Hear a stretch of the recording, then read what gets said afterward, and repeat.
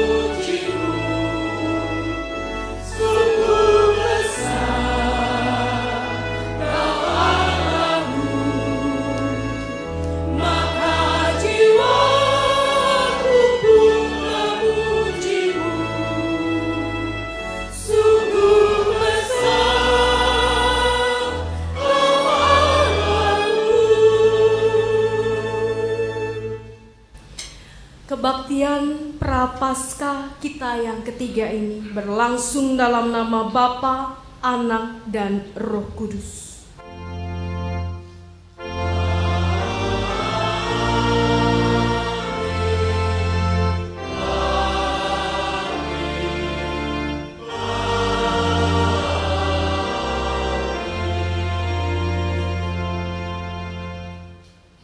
Kasih karunia dan damai sejahtera dari Allah Bapa kita dan dari Tuhan Yesus Kristus menyertai saudara sekalian.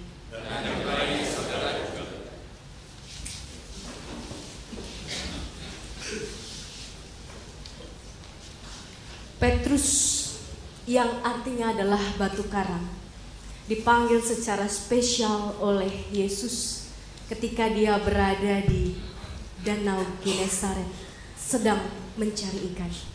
Tuhan memberinya nama Petrus atau di dalam bahasa Yunani Petra atau Petros kalau kita pakai bahasa maskulin dan feminin, yang artinya adalah batu.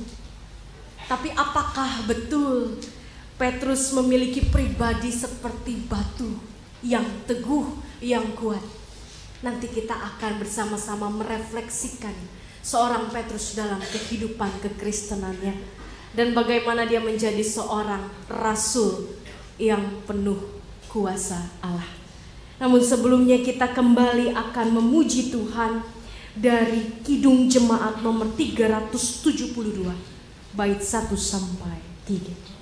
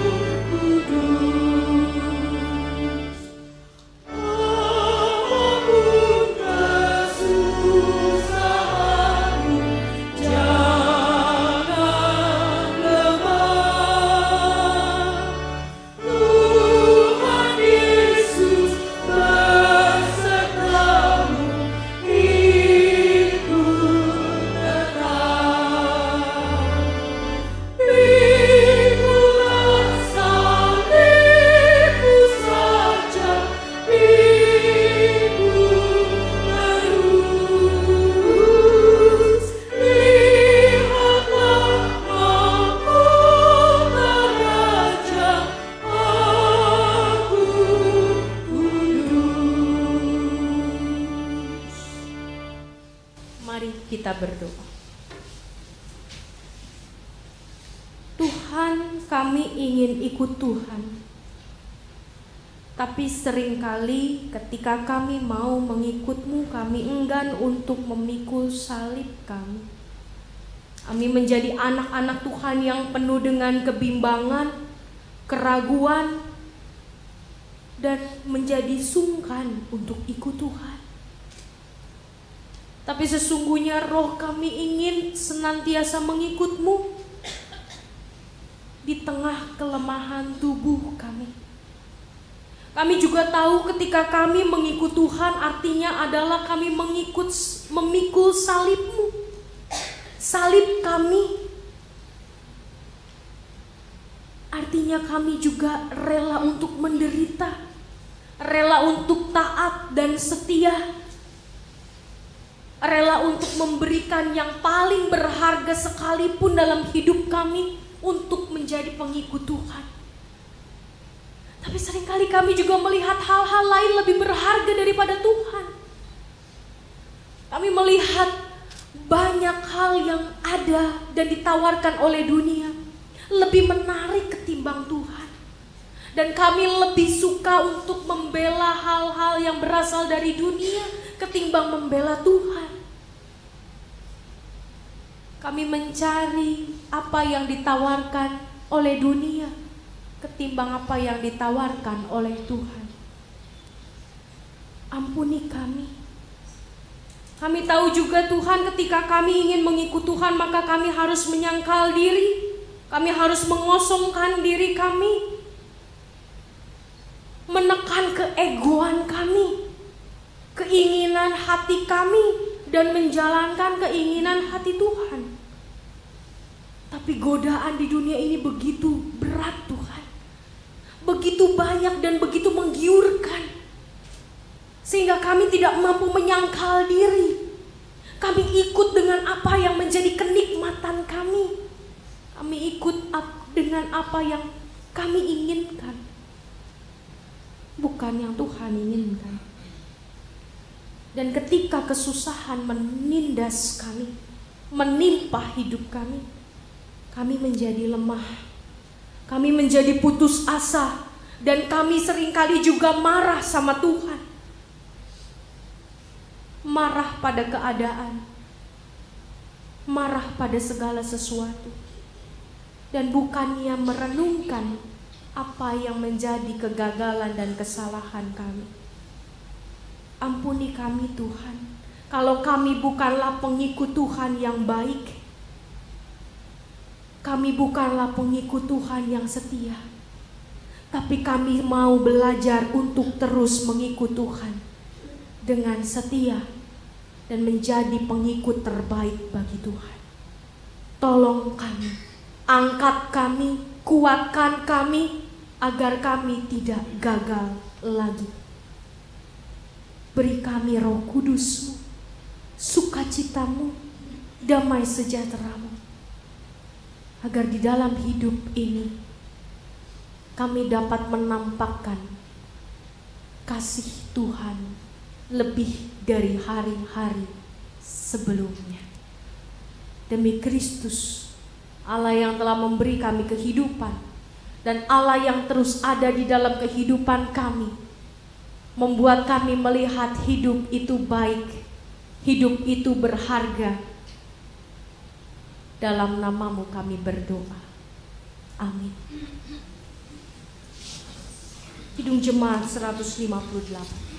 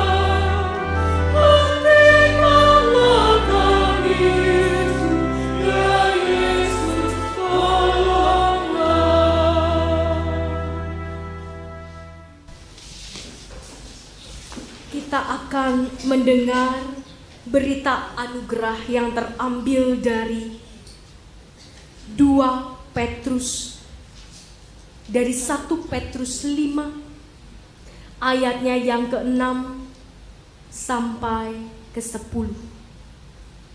Karena itu rendahkanlah dirimu di bawah tangan Tuhan yang kuat, supaya kamu ditinggikannya pada waktunya. Serahkanlah segala kekhawatiranmu kepadanya, sebab Ia yang memelihara kamu. Sadarlah dan berjaga-jagalah, lawanmu si iblis berjalan keliling sama seperti singa yang mengaum-ngaum dan mencari orang yang dapat ditelan.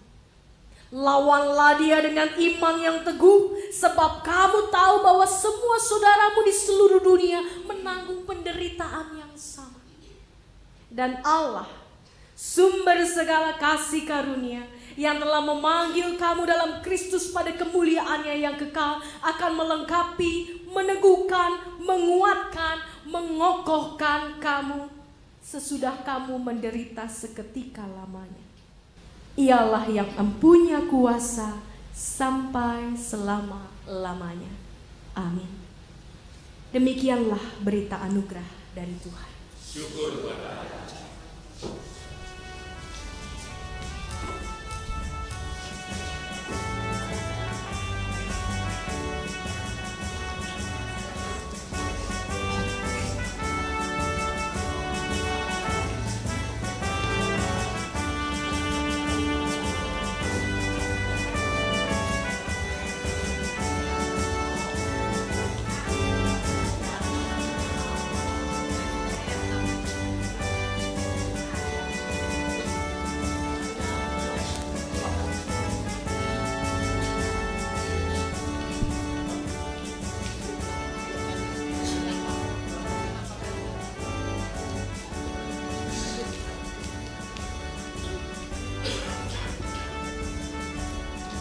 Mari tuturkan kembali.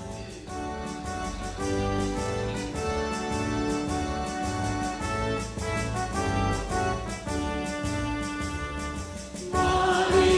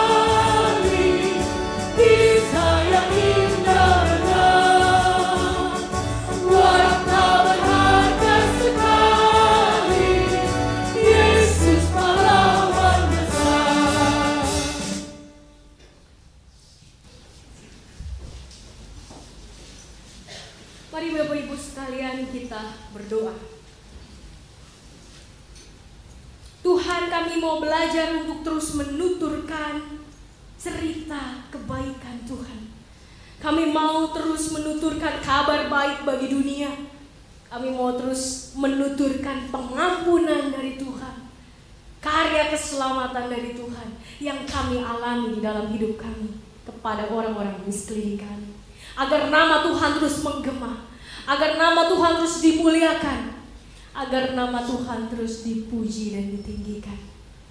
Dan kami mau belajar Tuhan, agar kami dapat terus menuturkan kisah-kisah yang luar biasa. Kisah-kisah dari pendahulu-pendahulu kami, dari bapak-bapak iman kami, dari tokoh-tokoh yang begitu Tuhan pakai.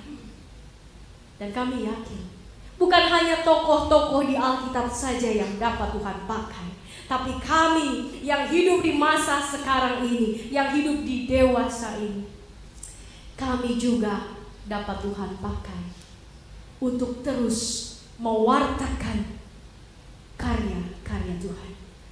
Tapi biarlah Engkau pimpin kami ketika kami belajar tentang tokoh-tokoh tersebut, tokoh-tokoh di dalam Alkitab. Kami belajar dari kelemahan mereka, kami belajar dari kegagalan mereka, namun kami juga belajar dan terus meneladani apa yang mereka berhasil lakukan. Dan biarlah Roh Kudus-Mu yang memampukan mereka pada zaman dahulu kala, Roh Kudus juga yang sama, yang akan memampukan kami untuk melakukan perkara-perkara besar pada kehidupan kami di masa kini. Terima kasih Tuhan Yesus, kiranya Engkau yang mau hadir, Roh Kudus juga yang ada dalam hati dan pikiran kami, menguasai kami dan menolong kami untuk meneladani apa yang akan kami pelajari hari ini. Demi Kristus Allah yang baik, Allah yang begitu mengasihi kami, kami berdoa. Amin. Saya mengundang Bapak Ibu terkasih di dalam Tuhan untuk membuka satu bagian Alkitab kita dari Injil Yohanes. Dari Injil Yohanes 21 ayat yang ke-5 sampai 20.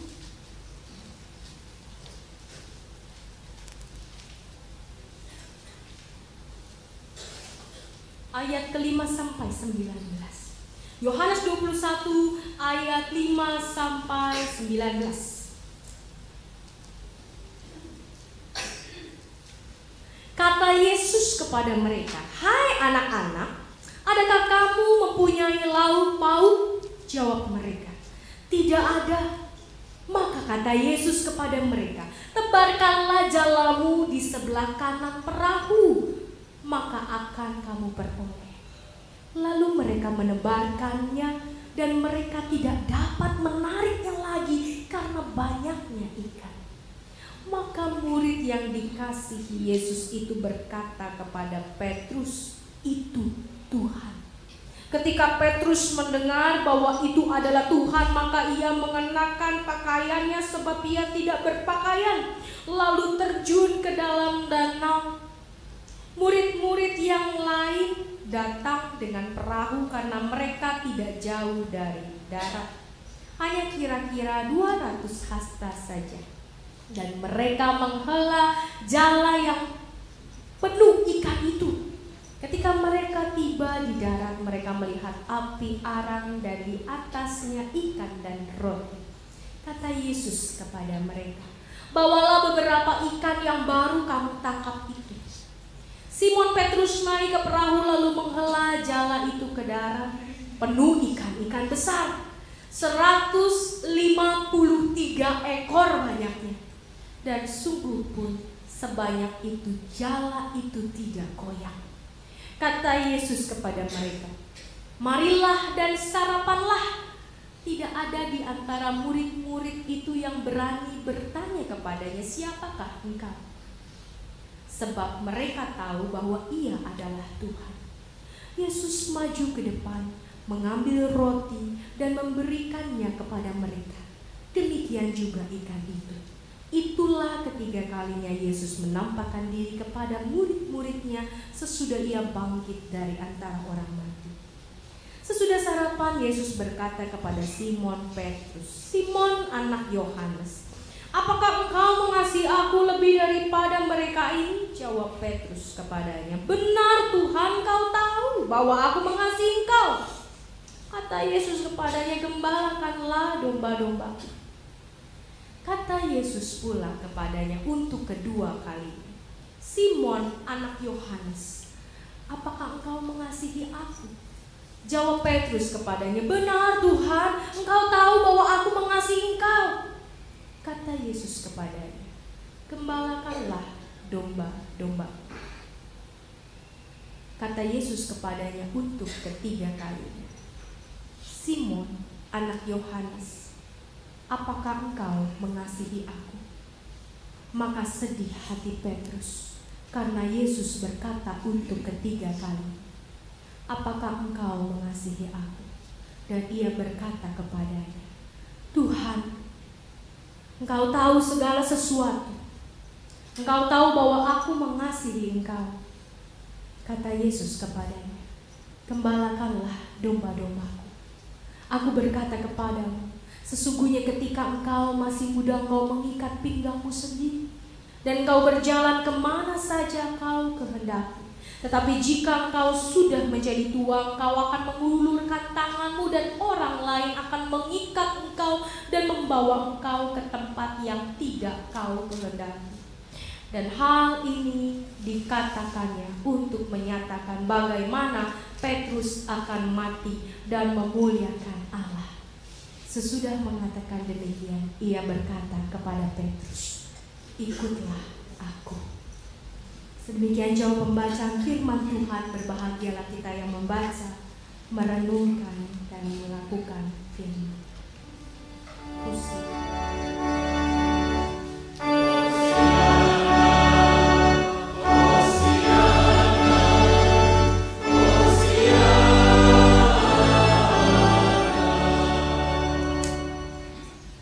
Bapak Ibu yang terkasih di dalam Tuhan, bacaan yang baru kita baca ini pasti sering kita baca, dan ini menjadi bacaan yang mungkin sudah berkali-kali kita baca. Kita tahu kisah ini, bagaimana kisah setelah Kristus bangkit dan kemudian Kristus bertanya kepada Petrus atau Simon, nama aslinya adalah Simon bin Yohanes atau Simon bin Yunus, karena nama ayahnya itu ternyata bukan hanya Yohanes tapi Yunus. Jadi ada sebuah pencatatan bahwa Simon awalnya bernama Simon bin Yunus atau Simon bin Yohanes. Kita sudah tahu siapa dia, tapi kita seringkali tidak tahu kenapa dia bisa gagal ya. Kenapa Tuhan membiarkan dia gagal? Hari ini kita mau belajar dari kegagalan seorang Petrus, dan kita akan belajar bagaimana dia menghadapi kegagalan itu. Bapak Ibu yang terkasih di dalam Tuhan, catatan sejarah mengatakan bahwa Petrus pernah menikah. Jadi kalau kita membaca, ada satu kisah tentang bagaimana Yesus menyembuhkan mertua Petrus. Jadi banyak para penafsir, banyak tokoh-tokoh mengatakan bahwa Petrus itu pernah menikah, dan kita tidak tahu apakah Petrus kemudian bercerai, sepertinya tidak, tapi tidak pernah diceritakan di mana istrinya dan bagaimana kehidupan bersama dengan istrinya. Jadi kita tidak akan membahas itu. Tapi catatan sejarah mengatakan bahwa Petrus menikah. Lalu kemudian dia dipanggil ketika dia sedang mencari ikan. Kita kalau melihat Bapak Ibu sekalian di satu bagian Alkitab di Matius 4 ayat 19, di situ kita bisa mendapatkan sebuah kisah bahwa Petrus itu dipanggil ketika dia mau cari ikan bersama dengan beberapa murid lainnya di Danau Genesaret. "Ikutlah aku," kata Yesus begitu. Simon dia panggil satu-satu, Yohanes dan lain sebagainya. Itu pemanggilan pertama. Mukjizat pertama yang dia alami, Bapak Ibu sekalian masih ingat? Apa ya mukjizat yang pertama kali dialami oleh Petrus? Ikan. Sama seperti kisah yang kita baca gitu ya. Jadi ketika mereka udah semalaman cari ikan, ikannya nggak ada begitu ya. Tiba-tiba Yesus datang, "Tempatkanlah jalamu ke tengah." Lalu kemudian Simon bilang, "Tuhan, kami tuh udah semalaman. Udah semalaman Tuhan, nggak kira-kira gitu ya. Kalau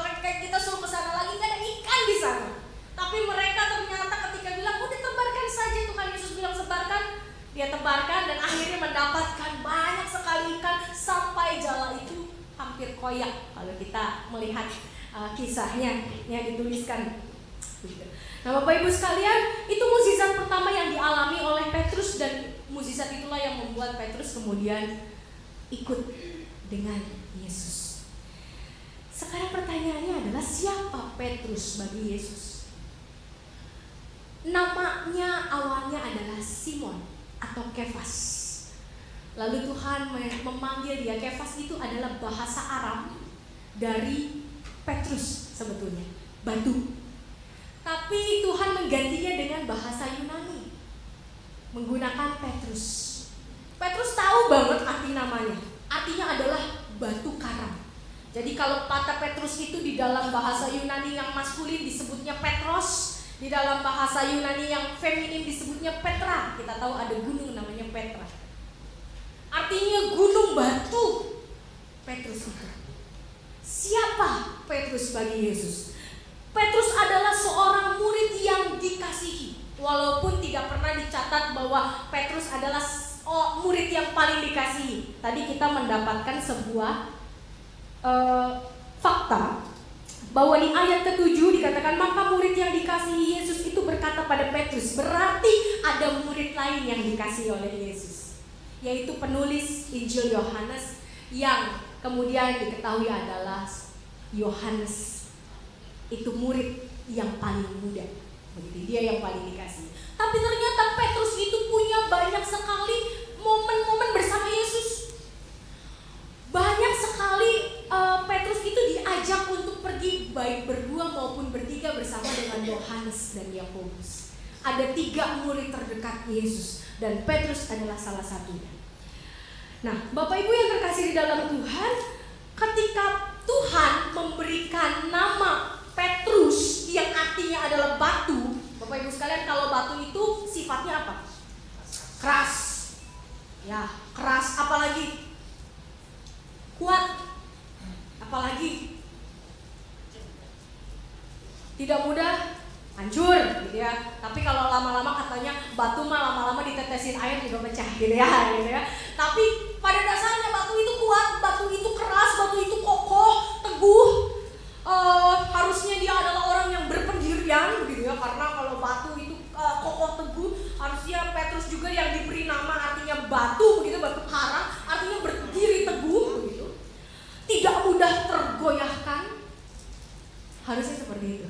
Tapi nyatanya nama Simon yang akhirnya diganti menjadi Petrus yang artinya batu ternyata tidak sama dengan arti namanya. Petrus mengalami hal-hal yang membuat dia sebetulnya harus malu sama namanya gitu ya. Aduh, namanya batu tapi kok saya begini. Ada beberapa peristiwa yang dicatat di dalam firman Tuhan, di dalam Alkitab. Ada beberapa peristiwa bahwa ternyata Petrus tidak sekuat batu. Peristiwa yang pertama adalah ketika mencuci kaki. Kita memulai dari Yohanes, Injil Yohanes. Bapak Ibu sekalian, ingat apa yang terjadi di malam terakhir ketika Yesus melakukan perjamuan terakhirnya bersama dengan murid-murid. Yesus membasuh para murid. Apa yang dikatakan oleh Petrus?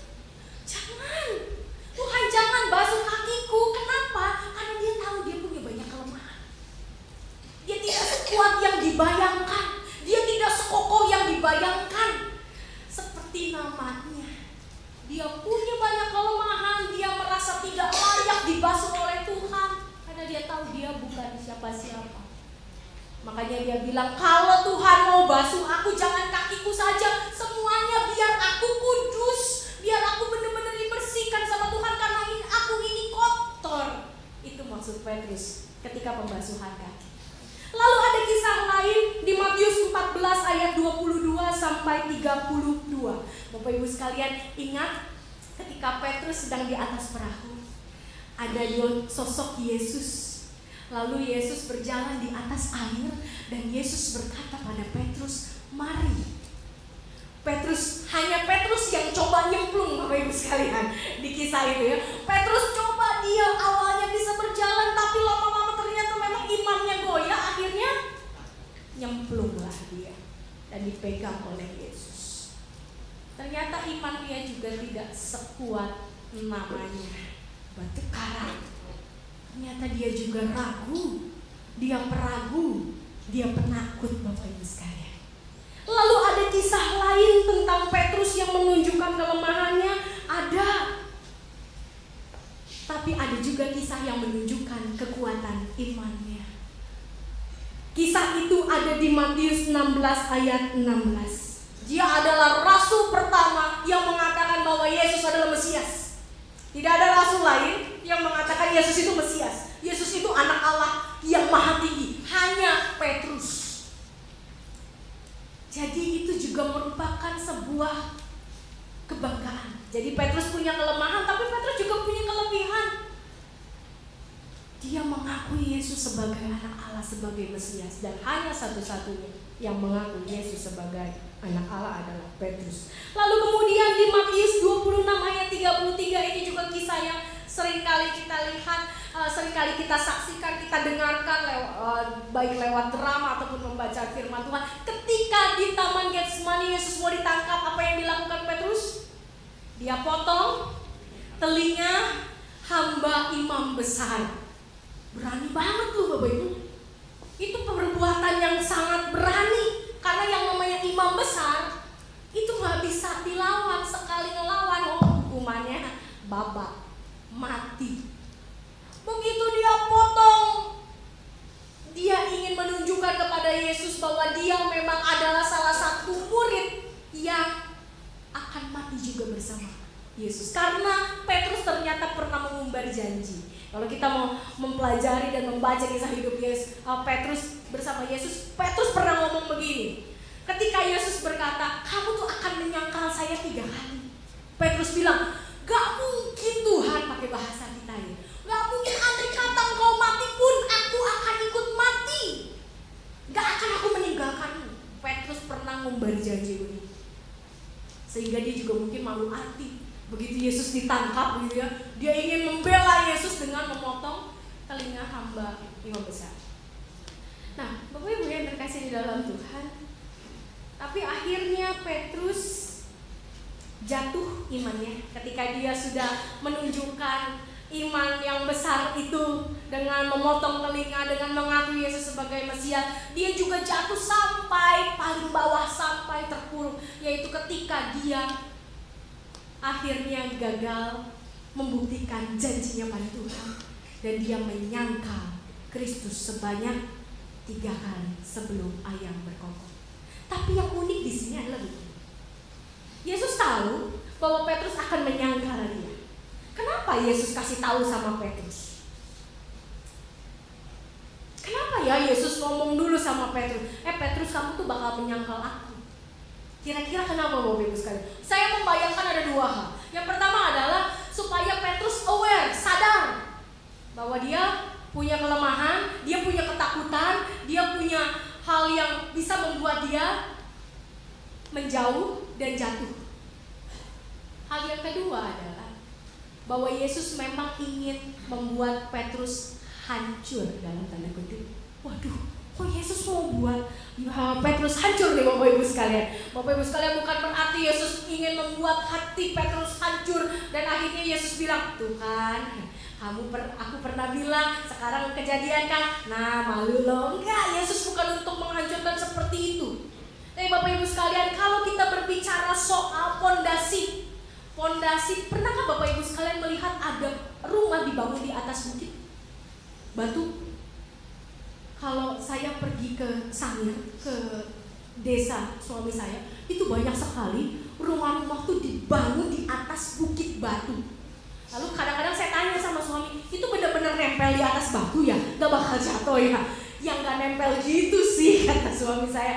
Karena tetap memakai semen, tetap pakai pasir, tetap pakai batu. Artinya apa? Batu sebongkah gitu gede, tidak akan bisa yang namanya langsung ditemplokin sama rumah, ngegelincir rumah gitu ya. Harus dihancurin bagian atasnya supaya bisa direkatkan. Makanya butuh pasir, butuh semen, butuh air. Karena batu sekuat apapun tidak akan bisa menahan rumah di atasnya kalau dia tidak dihancurkan dan direkatkan dengan material yang lain. Petrus itu terlalu sombong. Petrus itu batu yang geger banget begitu ya, yang kegas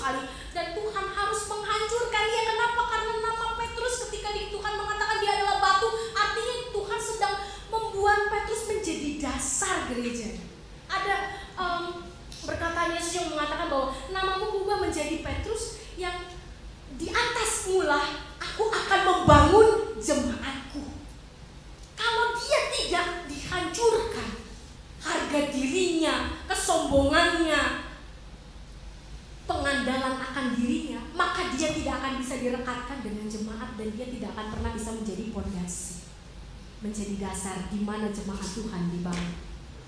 Jadi Tuhan menghancurkan Petrus. Bukan dalam arti untuk mempermalukan Petrus, tapi supaya Petrus itu bisa direkatkan dengan jemaat. Dia tahu bahwa dia itu bukan siapa-siapa, dia tahu bahwa dia itu tidak sekuat yang dia pikir. Makanya Tuhan kasih tahu, kamu tuh bakal mengecewakan aku. Kamu tuh akan menyangkal aku, bukan untuk mempermalukan, tapi untuk menyadarkan bahwa ketika Petrus mengatakan gak bakal Tuhan, kau mati, aku pun akan mati bersamamu. Ternyata betul apa kata Tuhan, dia gagal. Dan disitulah Petrus mengalami kehancuran hati. Hancur itu baik Bapak Ibu sekalian. Jangan dipikir bahwa hancur hati itu buruk. Tidak selamanya hancur hati itu buruk. Justru ketika Tuhan menghancurkan hati kita, Tuhan meremukkan hati kita, Tuhan meremukkan kesombongan kita, di situ Tuhan membangun sebuah dasar iman yang baru. Dan itu yang dialami oleh Petrus.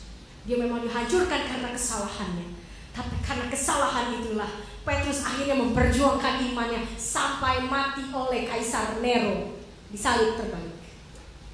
Bukan hanya disalib, tapi disalib terbalik. Lalu apalagi dampak dari peristiwa itu Bapak Ibu sekalian? Kita melihat Yohanes 21 ayat 7 yang tadi kita baca bersama-sama. Saya akan membacakan ulang buat kita semua. Yohanes 21 ayat 7 mengatakan, maka murid-murid yang dikasihi Yesus itu berkata pada Petrus, itu Tuhan. Ketika Petrus mendengar bahwa itu adalah Tuhan, maka ia mengenakan pakaiannya sebab ia tidak berpakaian, lalu terjun ke dalam danau.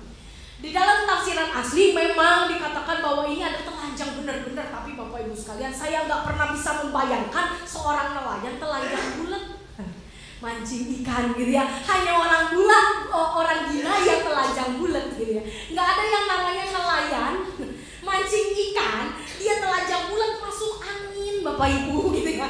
Apalagi dia di atas kapal. Jadi akhirnya ada beberapa tokoh, ada beberapa tafsiran yang mengatakan bahwa telanjang di sini bukan hanya artinya telanjang tanpa pakaian, tapi Petrus merasa ditelanjangi oleh Yesus. Dia malu Bapak Ibu sekalian. Malunya bukan karena telanjang nggak pakai baju saja, tapi karena dia tahu bahwa dia ini nggak sempurna. Udah ngumbar janji, udah ngumbar komitmen, ternyata tidak bisa melakukan komitmen itu. Malu banget. Tuhan membuat Petrus malu. Kenapa? Agar di masa mendatang Petrus tidak mempermalukan lagi dirinya. Agar di masa mendatang Petrus tidak mempermalukan lagi imannya.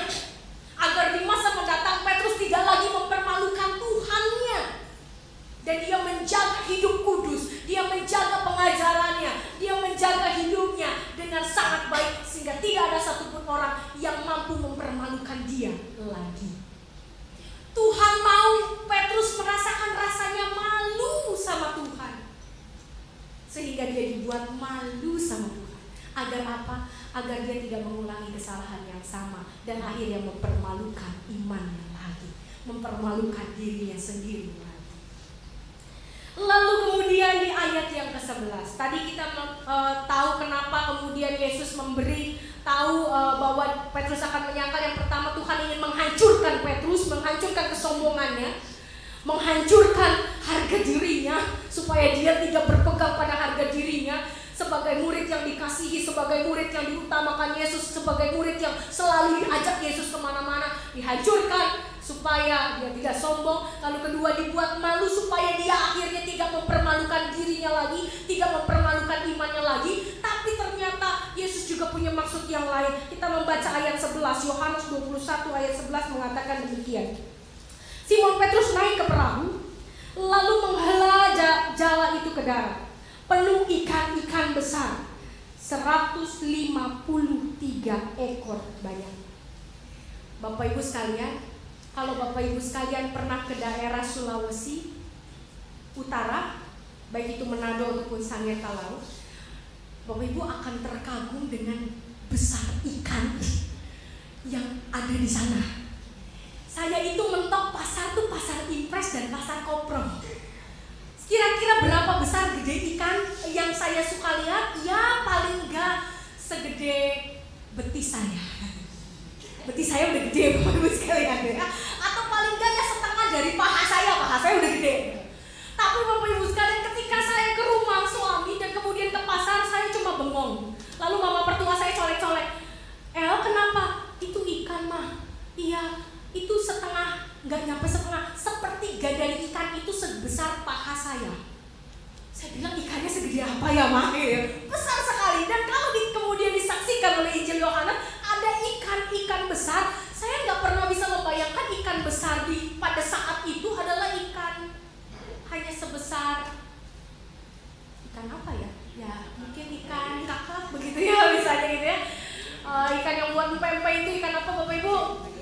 Tenggiri begitu, ikan tenggiri juga gede gitu. Itu ikan sudah besar begitu. Tapi saya membayangkan ikan besar ini adalah segede-segede yang di laut-laut Filipina, laut Sangir Talabu.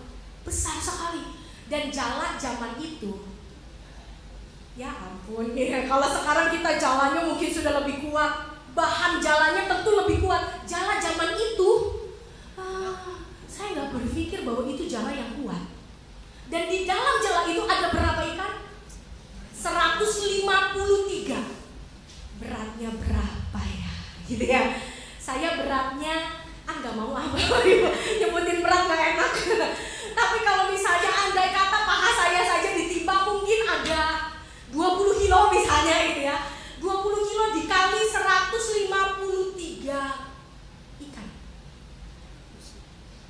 Berapa yang bisa ditanggung oleh jala itu? Tapi jala itu tidak goyah. Dan bukan murid-murid lain yang mengambil jala itu. Dan dijelaskan dengan sangat jelas oleh Yohanes bahwa Simon Petruslah yang menghela jala itu ke darat. Simon Petruslah yang menurunkan ikan-ikan besar itu sebanyak 153 ekor banyaknya. Dan jalannya tidak koyak.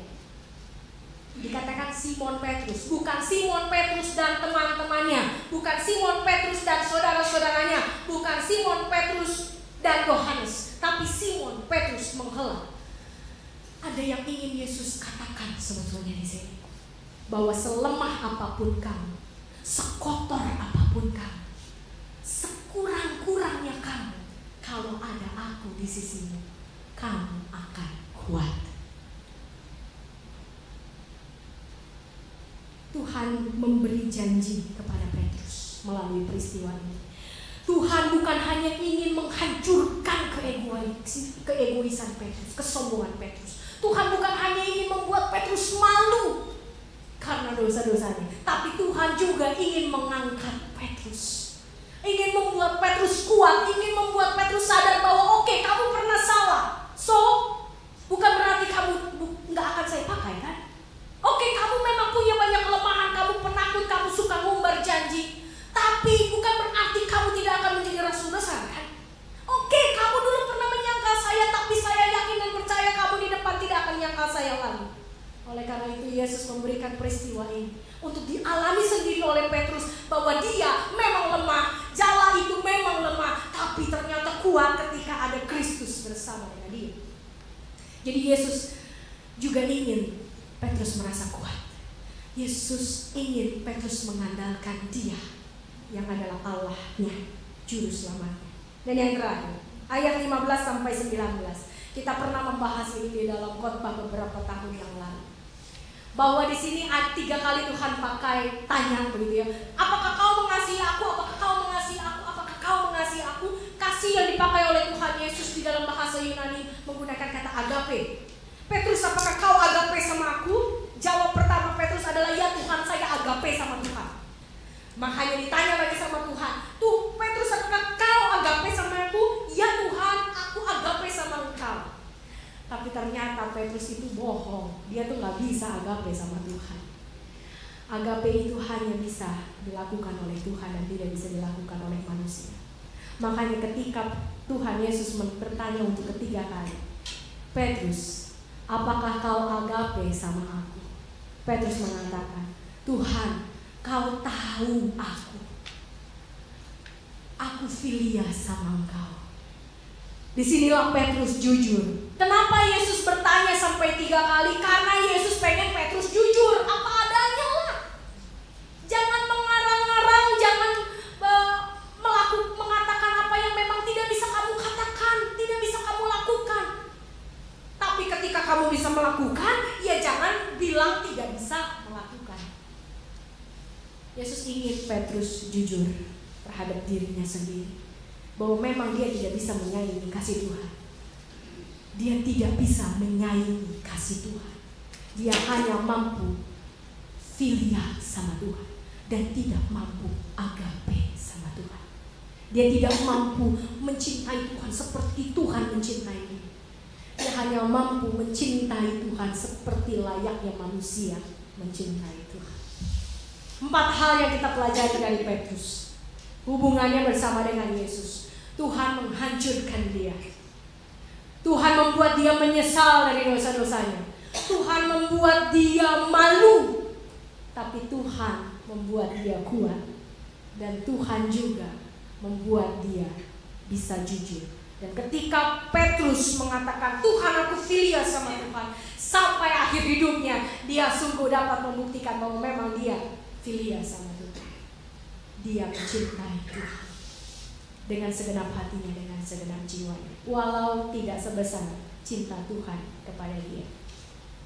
Bapak Ibu yang terkasih, di momen yang baik hari ini juga akan ada penatua baru yang diteguhkan. Bapak Ibu sekalian nanti akan menyaksikan bagaimana mereka berjanji di hadapan Tuhan. Dan tentunya setiap kita punya kelemahan. Setiap penatua punya kelemahan. Setiap penatua punya masa lalu. Setiap penatua punya masa lalu yang buruk seperti Petrus. Setiap penatua punya dosa-dosa. Bukan hanya penatua, pendeta juga punya banyak dosa. Setiap kita tidak ada manusia yang tidak berdosa.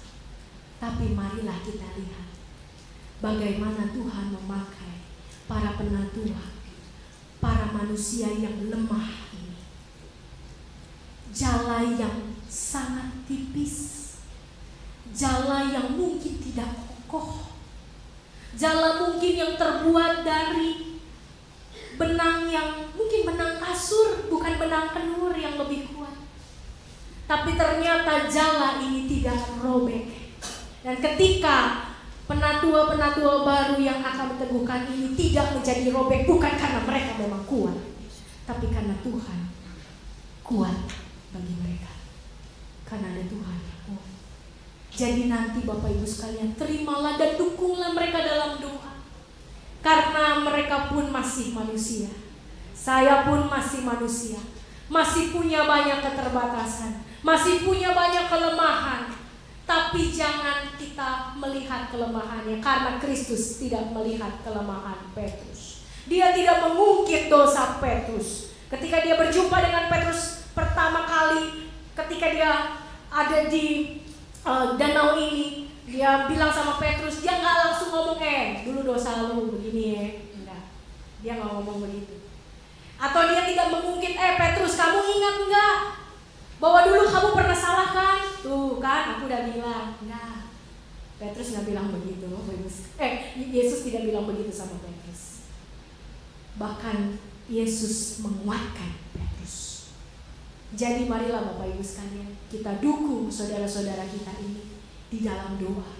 Karena mereka pun seperti Petrus punya banyak kelemahan, punya banyak kekurangan. Tapi bersama dengan Tuhan, kita akan melihat mereka menjadi pelayan-pelayan Tuhan yang luar biasa. Bukan karena kuat kuasa mereka, tapi karena kuat kuasa Tuhan. Marilah kita belajar untuk dihancurkan oleh Allah, karena dihancurkan itu baik. Biarkanlah kita dipermalukan oleh Allah, karena malu juga baik. Malu membuat kita tidak memulai kesalahan yang sama. Tapi ingat, ketika kita sudah hancur dan malu, Tuhan mengangkat kita, menguatkan kita, dan membuat kita selalu jujur pada diri kita.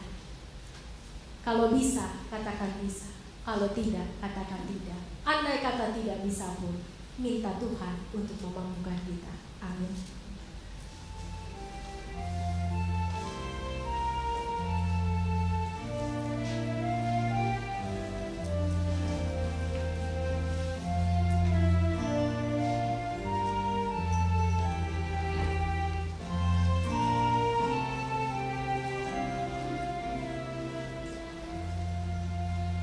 suara lansia akan memuji Tuhan.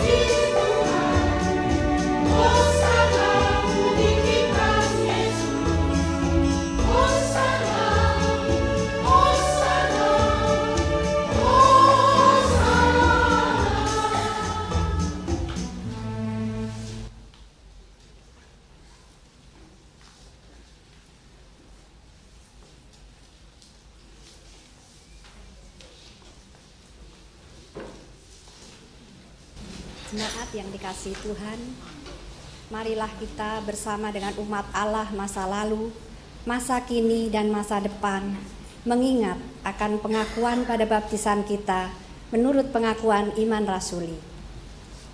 Aku percaya kepada Allah, Bapa yang Maha Kuasa, Khalik langit dan bumi, dan kepada Yesus Kristus, Anaknya yang tunggal Tuhan kita, yang dikandung dari Roh Kudus, lahir dari anak darah Maria, yang juga sengsara di bawah pemerintahan Pontius Pilatus, disalibkan, mati dan dikuburkan, turun ke dalam kerajaan maut. Pada hari yang ketiga, bangkit pula dari antara orang mati, naik ke surga, duduk di sebelah kanan Allah, Bapa yang Maha Kuasa, dan dari sana Ia akan datang untuk menghakimi orang yang hidup dan yang mati. Aku percaya kepada Roh Kudus, gereja yang kudus dan am, persekutuan orang kudus, pengampunan dosa, kebangkitan orang mati, dan hidup yang kekal. Silakan duduk.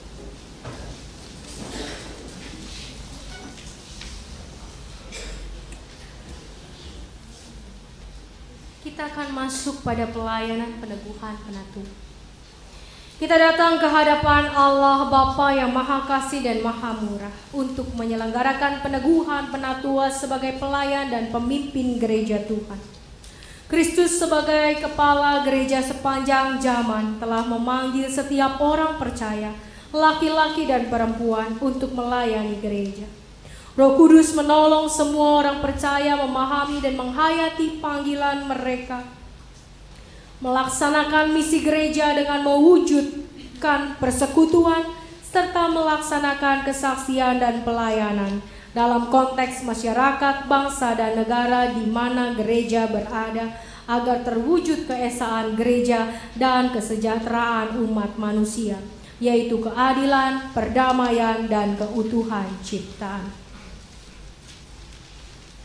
GKI berada dalam suatu tradisi di mana Allah memanggil dan memberdayakan para pendeta dan penatua untuk memimpin gereja dalam menjalankan misinya di tengah dunia, sebagai peran serta gereja dalam misi Allah. Sebab itulah kita telah bersama-sama menjalani proses dan pergumulan sehingga pada hari ini kita dapat melaksanakan peneguhan penatua.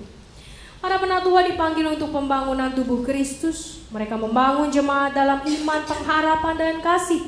Mereka mendorong dan memimpin jemaat melaksanakan misi gereja sebagai peran serta mereka dalam perwujudan misi Allah.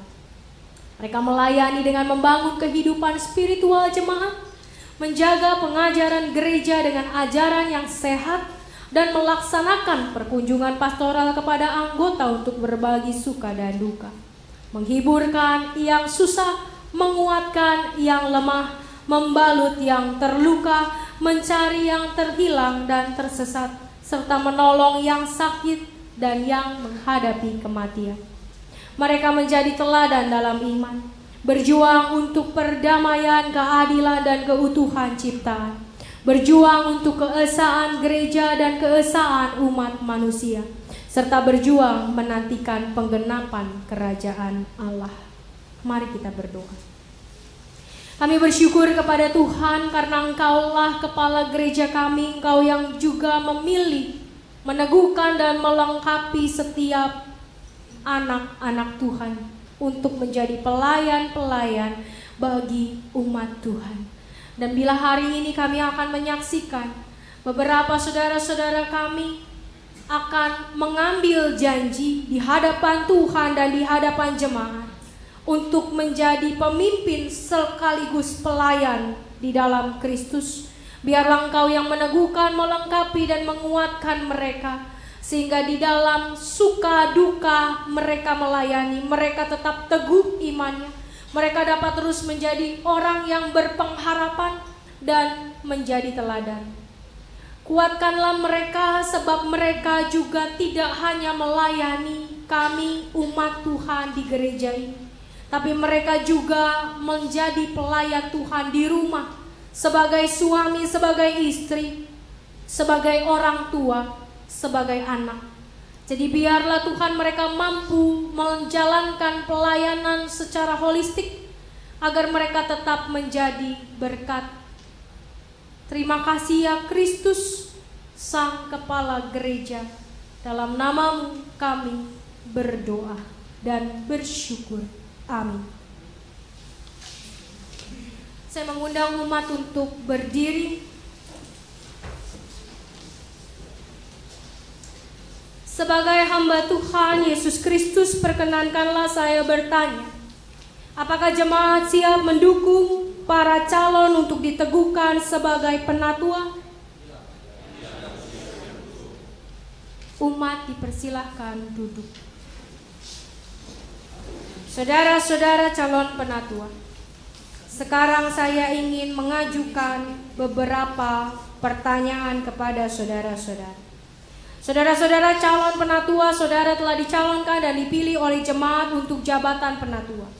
Apakah saudara percaya dalam hati saudara bahwa saudara dipanggil oleh Allah melalui gereja Tuhan Yesus Kristus untuk menjadi penatua? Apakah saudara percaya bahwa Alkitab Perjanjian Lama dan Perjanjian Baru adalah firman Allah yang menunjukkan jalan keselamatan, di dalam Tuhan Yesus Kristus, dan karena itu saudara akan menjaga jemaat dari segala pengajaran yang bertentangan dengan kebenaran Alkitab.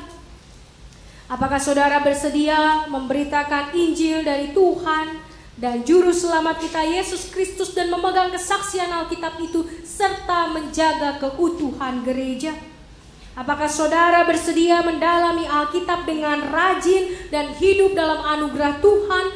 Apakah saudara bersedia mendoakan jemaat Tuhan dan membimbing mereka dengan teladan saudara dalam kesetiaan pelayanan dan hidup yang kudus? Apakah saudara bersedia menerima dan menaati ajaran dan tata gereja-gereja Kristen Indonesia? Apakah saudara bersedia setia dalam persekutuan, kesaksian, dan pelayanan gereja Kristen Indonesia dengan menggunakan segenap kekuatan saudara untuk misi Allah dan misi gereja di dunia kini dan di sini?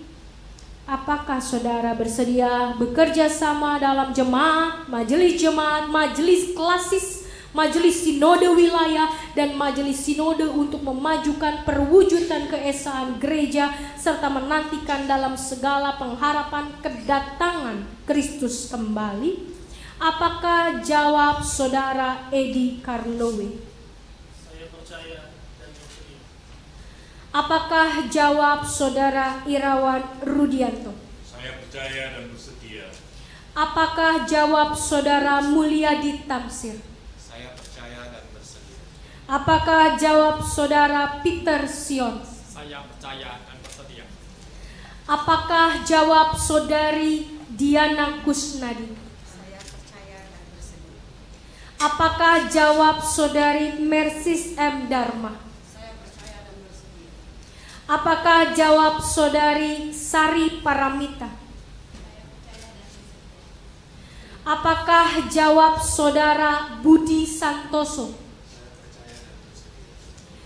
Apakah jawab saudari Sarah Yulianti? Penatua, calon penatua silahkan duduk. Kita mengangkat pujian Kidung Jemaat 320.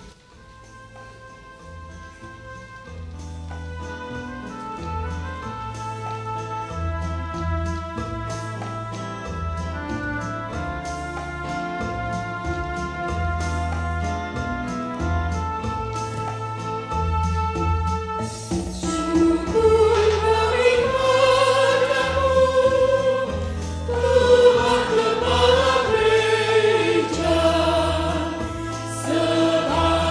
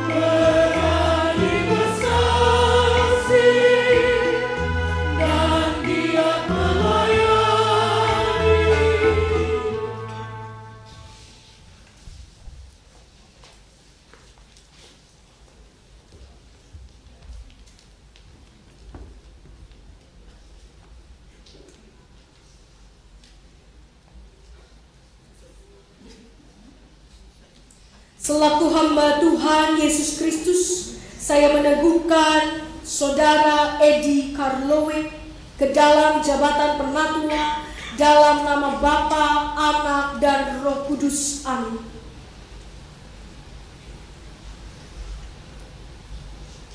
Selaku hamba Tuhan Yesus Kristus, saya meneguhkan Saudara Irawan Rudianto ke dalam jabatan penatua dalam nama Bapa, Anak, dan Roh Kudus. Amin.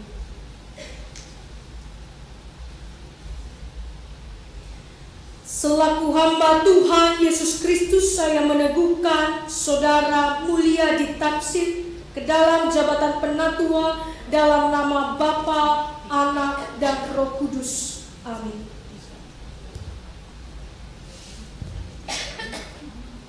Selaku hamba Tuhan Yesus Kristus, saya meneguhkan Saudara Peter Sion ke dalam jabatan penatua dalam nama Bapa, Anak, dan Roh Kudus. Amin.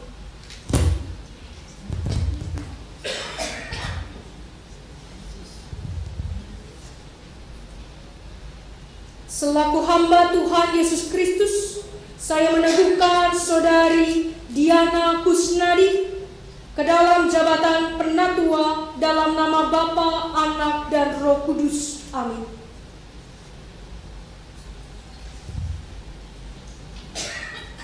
Selaku hamba Tuhan Yesus Kristus, saya meneguhkan Saudari Mersis M. Dharma ke dalam jabatan penatua dalam nama Bapa, Anak, dan Roh Kudus. Amin.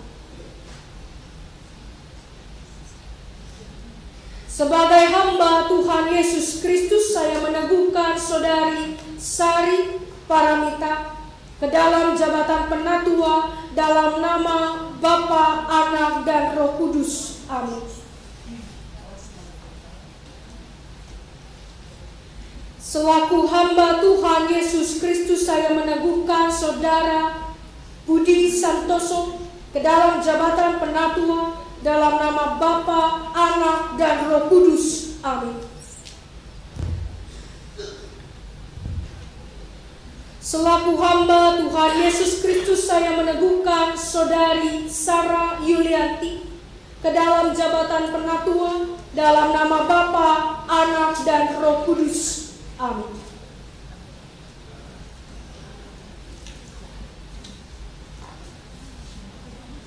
Allah yang Maha Kasih dan Maha Kuasa, Bapa Tuhan Yesus Kristus, sekiranya melengkapi saudara dengan kuasa Roh Kudus dalam mengembalakan jemaat Tuhan yang telah ditebus oleh darah dan nyawa Kristus. Dan Allah yang Maha Murah dan penuh anugerah memenuhi saudara dengan karunia dan kuasa untuk melayankan firman, penggembalaan, dan pembangunan jemaat. Amin.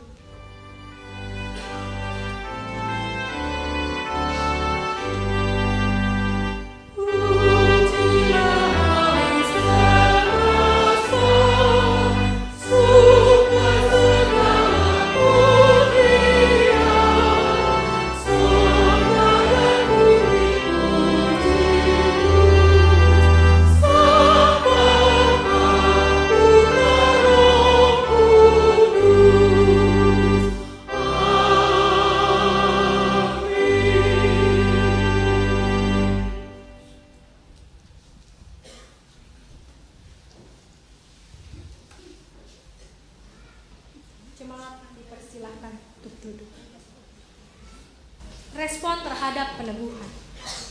Para penatua baru Gereja Kristen Indonesia siap mendengarkan ikrar saudara-saudara untuk tugas pelayanan Gereja Kristen Indonesia pada basis di jemaat ini maupun dalam lingkup-lingkup klasis sinode wilayah dan sinode GKI. Penatua baru akan mengucapkan secara bersama-sama.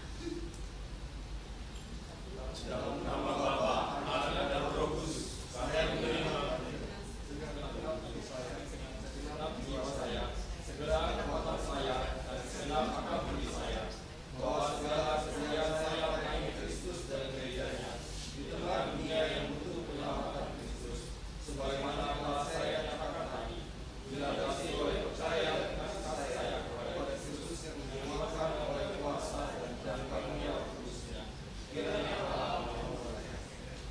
Para penatua baru menghadap ke arah umat. Jemaat yang dikasihi Tuhan, apakah saudara-saudara siap menerima dan mendukung para penatua baru ini?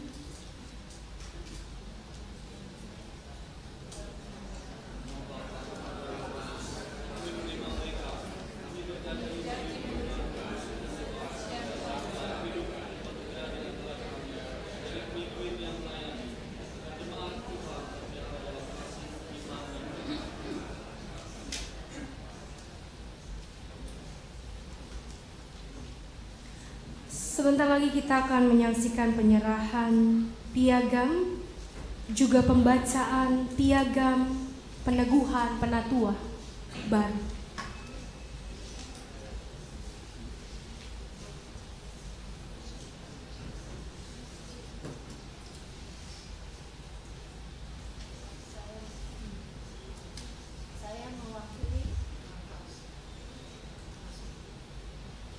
Saya mewakili jemaat dan majelis jemaat membacakan satu piagam dari peneguhan penatua.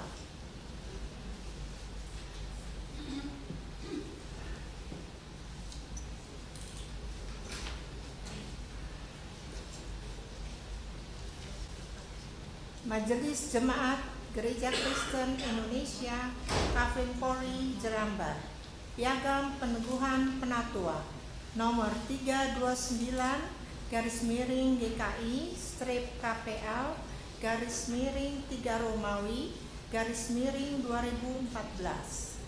Majelis Jemaat Gereja Kristen Indonesia Jalan Hadiah 1 Kafling Polri Blok D 14 /1203 Jelambar, Jakarta menyatakan bahwa Diana Kusnadi telah diteguhkan sebagai penatua untuk masa pelayanan April 2014 sampai Maret 2017 dalam kebaktian hari Minggu tanggal 23 Maret 2014 pukul 7.30 WIB di Jemaat GKI Kafling Polri Jelambar, dilayani oleh Pendeta Yael Lamurahan.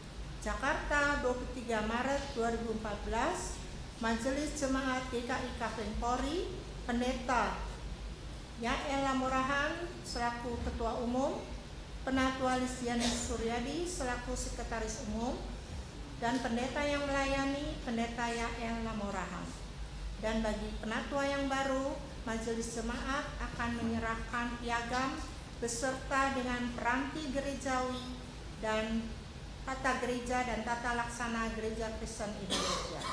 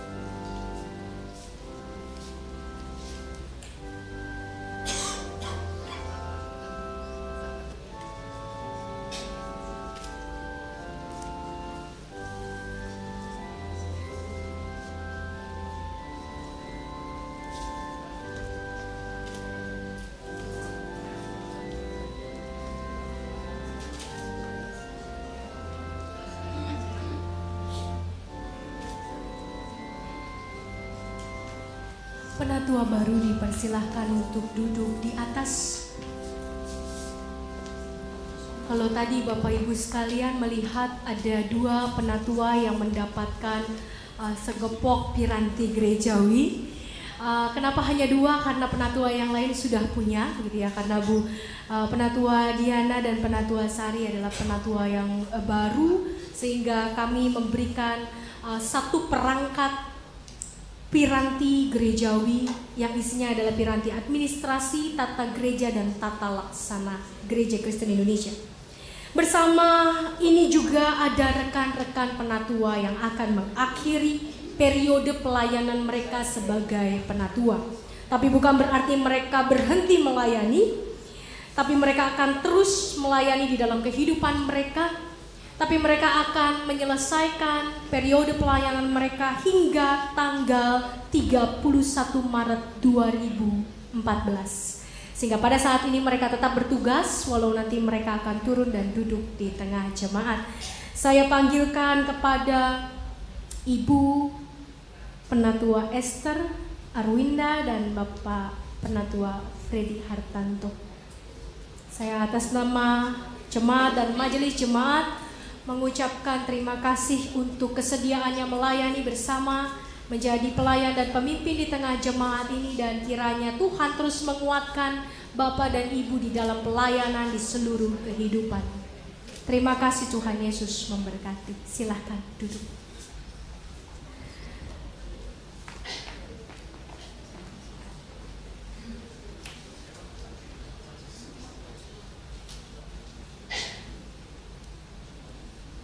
Mari kita berdoa.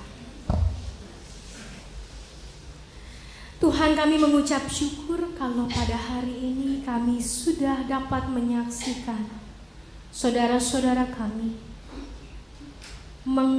meneguhkan, menguatkan hati untuk menjadi pelayan Tuhan. Bukan hal yang mudah yang ada di hadapan mereka. Bukan hal yang mengagumkan saja yang akan mereka alami dan jalani, tapi mungkin juga banyak hal-hal yang menyakitkan, yang melelahkan, yang membuat mereka mungkin putus asa dan undur. Tapi kami yakin bahwa Tuhan menyertai mereka, karena menjadi seorang pelayan Tuhan sungguh tidak mudah.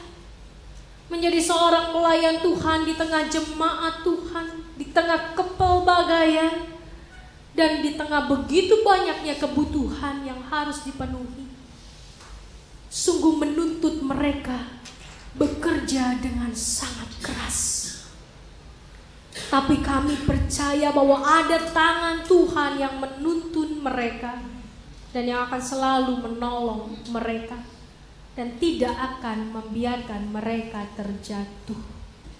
Kuatkanlah iman mereka, besarkanlah pengharapan mereka, luaskanlah kasih mereka, agar di dalam pelayanan mereka sebagai seorang penatua ataupun sebagai seorang bagian dari keluarga, masyarakat, dan bangsa dan negara, Tuhan tetap memelihara mereka. Kami bersyukur Tuhan kalau hari ini kami juga telah memasuki Minggu Prapaskah yang ketiga.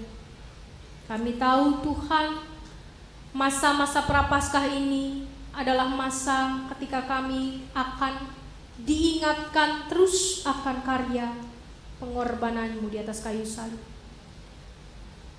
Kasih-Mu yang besar memampukan Tuhan mengerjakan perkara-perkara yang sulit dan bahkan tidak mungkin untuk dialami oleh manusia. Tapi Tuhan mau mengerjakannya bagi kami, menghadapinya bagi kami. Jadi biarlah Tuhan, hati kami senantiasa penuh dengan rasa syukur, mengingat karya Tuhan di Kalvari. Dan hari ini kami belajar dari Petrus. Kami tahu bahwa Petrus juga adalah orang yang penuh dengan kelemahan, penuh dengan kekurangan, dan kerap kali menjadi orang yang sombong. Dan mungkin Tuhan, kami adalah Petrus-Petrus masa kini. Tapi biarlah seperti Petrus di masa lampau, kami terus dikuatkan, kami terus sadar bahwa kami punya banyak kelemahan sehingga kami tidak menjadi sombong, dan kami dapat terus Tuhan pakai sepanjang perjalanan hidup kami, sehingga kami dapat membuktikan iman percaya kami selama masih ada nafas, masih ada degup jantung ini.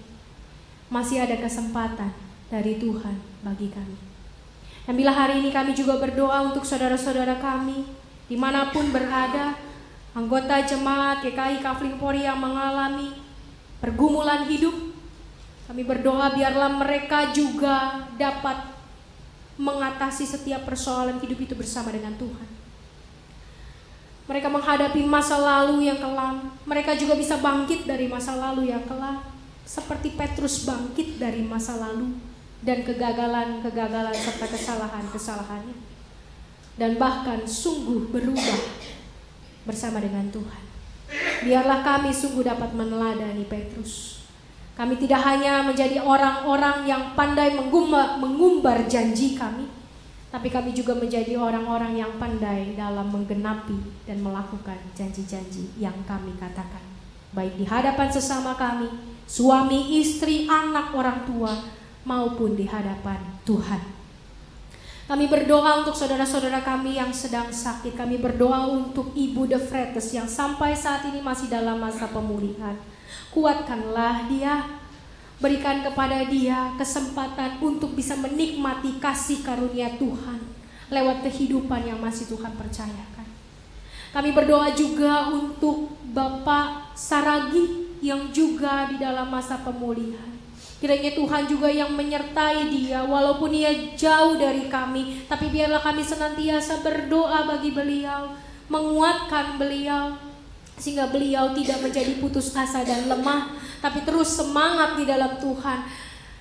Karena hati yang gembira sungguh adalah obat yang manjur. Jangan biarkan semangat mereka patah. Kami berdoa Tuhan untuk Bapak Ian yang baru saja menjalani operasi pada kakinya. Kiranya Tuhan juga yang menolong dia, memberikan pemulihan pada kakinya agar dia dapat kembali beraktivitas seperti sedia kala. Engkau pakai obat-obatan, engkau pakai proses yang harus ia jalani. Berikan dia kesabaran, berikan dia sukacita dalam hatinya. Dan kami juga mau berdoa Tuhan untuk keluarga besar Ibu Tina Sujana yang baru saja ditinggal oleh Ibu Tina almarhum pada hari Senin yang lalu. Dan bila mereka sungguh berduka cita di dalam hati mereka, kuatkanlah mereka, hiburkanlah mereka, agar rasa pedih itu segera lenyap dan diganti oleh rasa sukacita dan semangat untuk terus menjalankan karya-karya Tuhan dalam kehidupan seluruh anggota keluarga. Berikan kepada anak-anak dan suami ketabahan, kesetiaan di dalam mengikut Tuhan. Kami berdoa untuk pemilu yang sebentar akan digelar menjadi perayaan di tengah bangsa ini. Biarlah pemilu dapat berjalan dengan adil dan jujur, sehingga apapun yang bisa dilakukan oleh kami juga lakukan dengan jujur, dengan doa, sehingga pemimpin bangsa ini dapat terpilih sesuai dengan kehendak Tuhan. Kami mau berdoa Tuhan untuk badan pelayanan baru, badan pelayanan kasih, dan badan pelayanan dewasa yang sudah terbentuk dan dalam beberapa waktu mendatang akan kami sosialisasikan dan akan juga diangkat di hadapan jemaat. Para pengurus badan pelayanan ini kiranya Tuhan yang terus menguatkan dan memberikan kepada mereka hikmat dan bijak untuk bisa menjalankan badan pelayanan yang baru ini dengan penuh sukacita, dengan penataan yang lebih baik, dengan sukacita dan semangat yang lebih berkobar untuk melayani jemaat Tuhan. Terima kasih Tuhan Yesus, hanya di dalam nama-Mu kami berdoa dan bersyukur. Amin.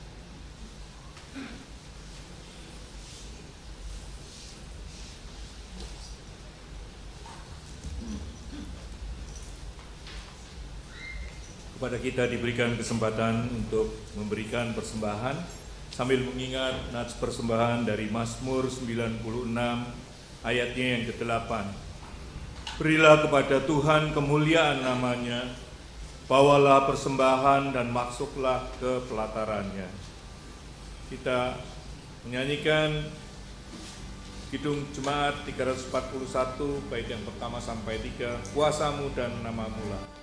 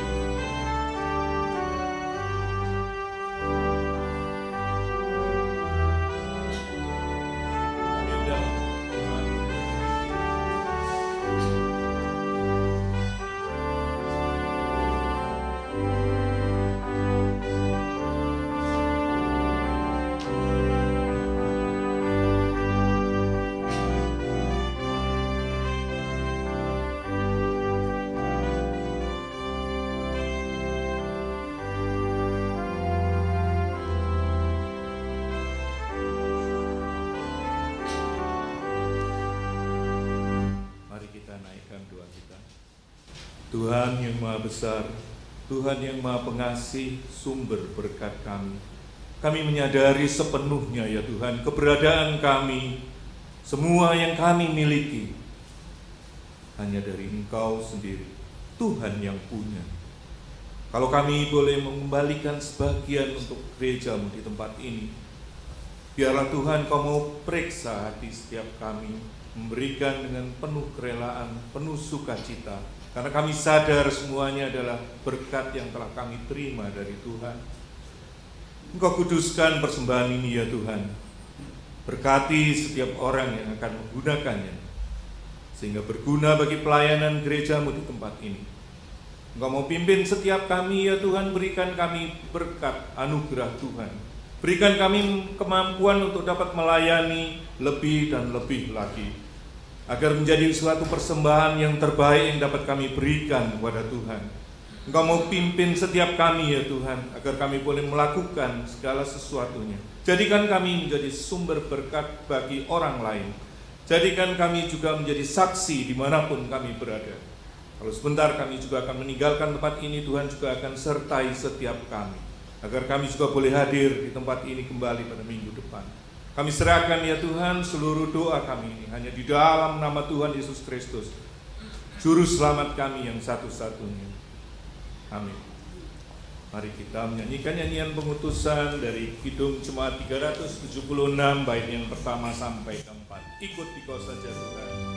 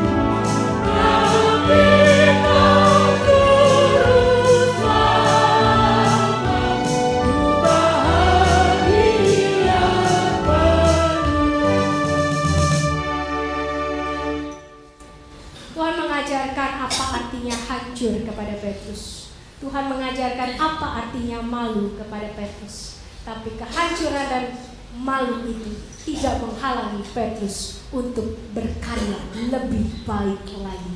Dan biarlah setiap kita juga meneladani apa yang Petrus lakukan. Kita boleh hancur di masa lalu, kita boleh malu di masa lalu, tapi tetaplah masa depan bersama dengan Kristus, dan kita akan menjadi umat-umat pemenang. Arahkanlah hatimu kepada Tuhan. Jadilah saksi Kristus. Terpujilah Tuhan. Pergilah dengan sejahtera dan terimalah berkat Tuhan. Tuhan memberkati engkau dan melindungi engkau. Tuhan menyinari engkau dengan wajah-Nya dan memberi engkau kasih karunia. Tuhan menghadapkan wajah-Nya kepadamu dan memberi engkau damai sejahtera. Amin.